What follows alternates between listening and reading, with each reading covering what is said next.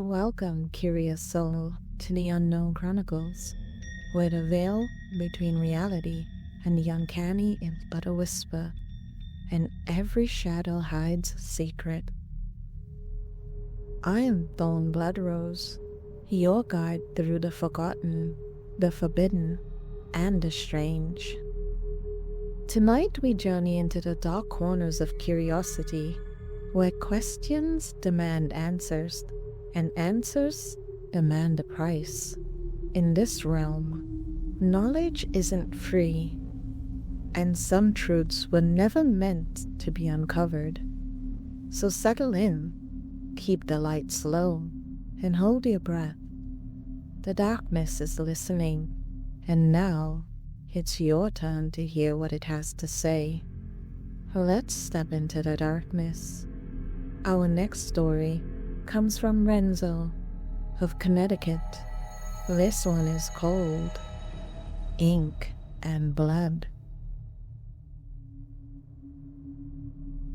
I found a notebook in a thrift store, buried underneath a pile of old paperbacks. Its leather cover was cracked with age, its pages yellowed but unmarked. A single phrase was embossed on the front in faded gold lettering. Ask, and you shall know. I thought it was a journal. Out of pure curiosity and just wanting to spend money, I bought it for $2. Do you want the pen that goes with it? The cashier asked, her voice low but oddly clear, like a whisper carried directly to my ear. She was young, no older than 20, but there was something unsettling about her. Her dark skin seemed to almost glow a sharp gold coloring under the flickering fluorescent lights, and her dark eyes seemed too old for her youthful face, like they'd seen far more than they should have. Her lips curved into a smile that didn't reach her eyes. Sure, how much? I asked, feeling an inexplicable unease creep over me. The side of her mouth ticked up a bit more. Since you're buying the book, free, but you'll have to supply your own ink. I laughed nervously. Oh, I've got plenty of pens at home.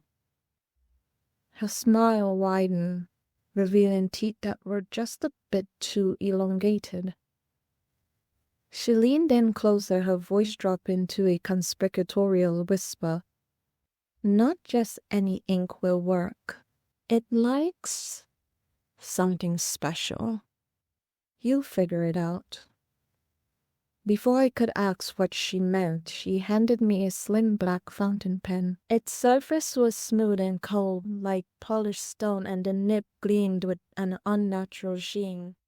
Her fingers lingered a moment too long as I took it from her, and her eyes locked onto mine. Be careful what you ask, she said, her voice soft but laced with a strange intensity. The notebook always answers, but it always takes. I tried to laugh it off, muttering a polite thanks before practically bolting out of the store. As I walked home, I couldn't shake the feeling of her gaze burning into the back of my head, even long after I'd turned the corner. That night, alone in my apartment, I decided to test it. I flipped to the first page and scrawled a simple question. What is my neighbor's name? The ink bled into the paper as though the notebook was drinking it in. For a moment, nothing happened. Then, before my eyes, a new word formed beneath my question in precise, old-fashioned script. Eleanor Hudges. I stared at the page, my heart hammering. Eleanor Hudges. That was right, but how? It had to be a coincidence, a trick of my own mind. I slammed the notebook shut and shoved it into a drawer. The next morning, I woke with a dull ache on my left hand. A small cut ran across my palm, as if from a paper slice, though I couldn't remember getting one. A coincidence. Just another coincidence. I should have stopped there, but I didn't. That night, curiosity got the better of me. I opened the notebook again, my hands trembling slightly. I wrote another question. What is the password to my boss's email? I watched. Breath held as the answer appeared in the same delicate handwriting. Kensington 78. A chill ran through me. The notebook was real. It was answering me. I felt an intoxicating rush of power. I tested it again and again.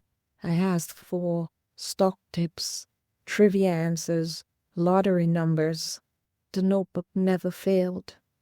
But each morning, the payment came.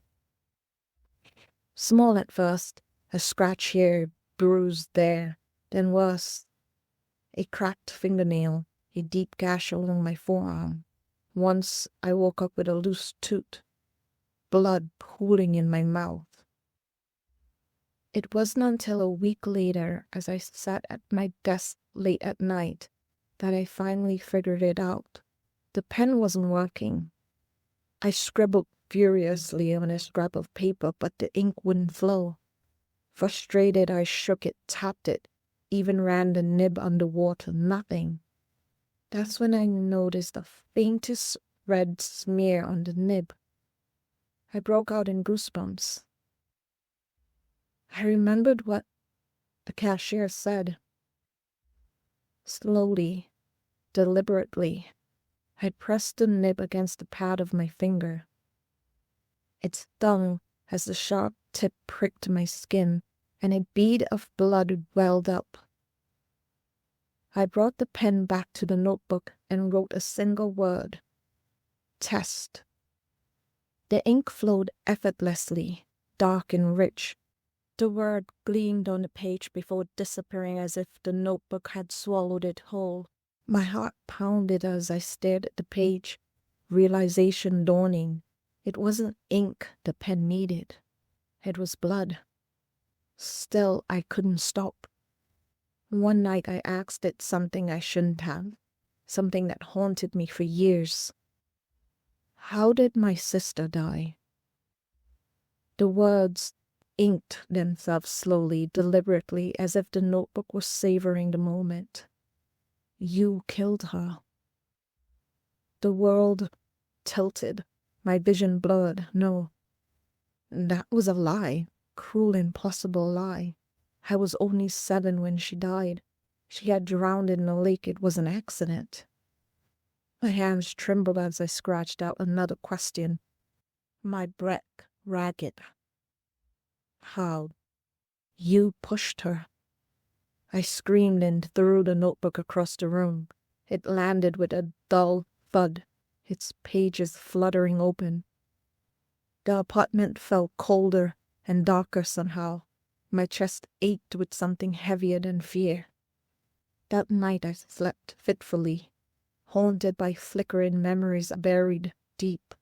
My sister's small hand in mine, her laughter, the way it turned into a scream, the icy water swallowing her whole.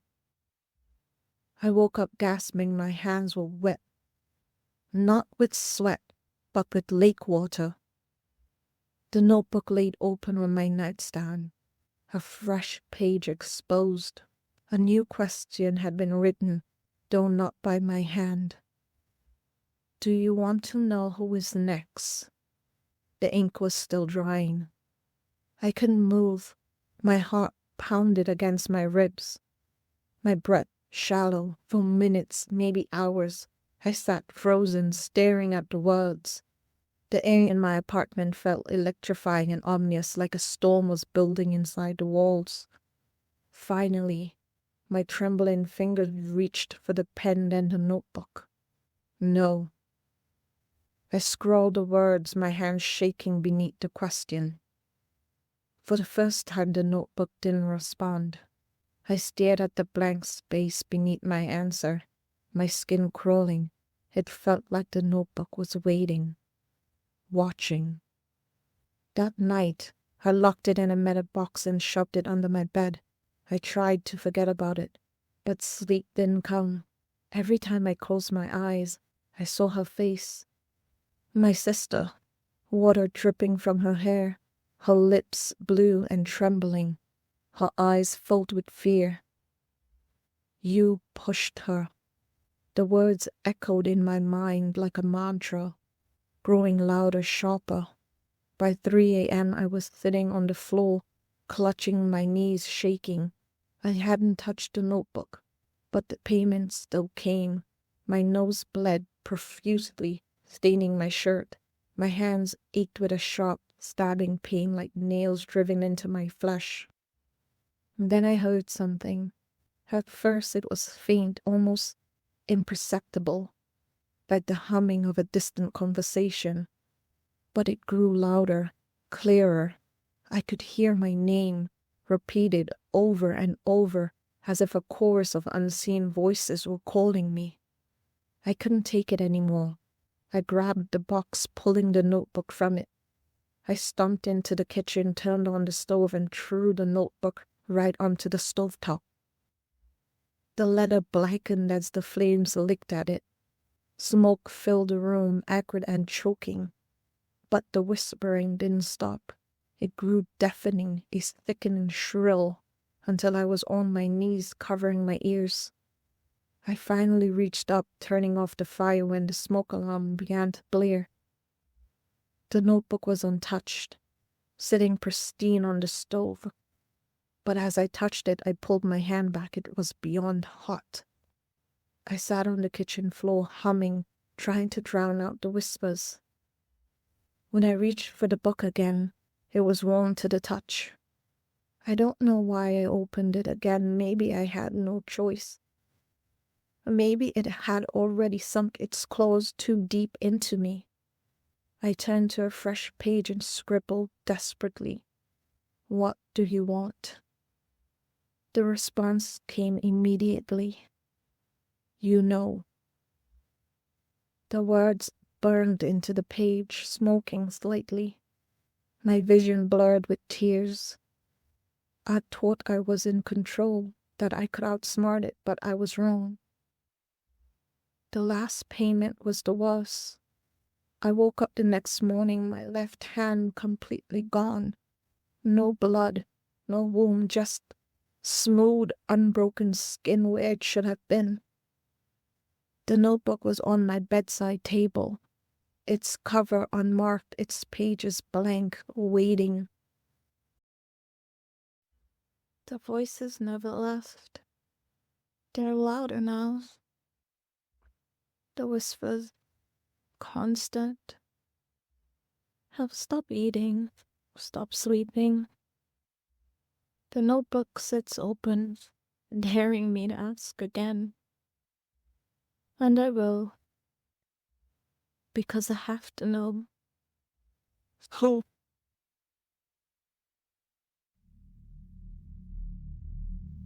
And so, dear listeners, Renzo's tale comes to a chilling halt. But as is often the case with these stories, the darkness doesn't end when the words fade away.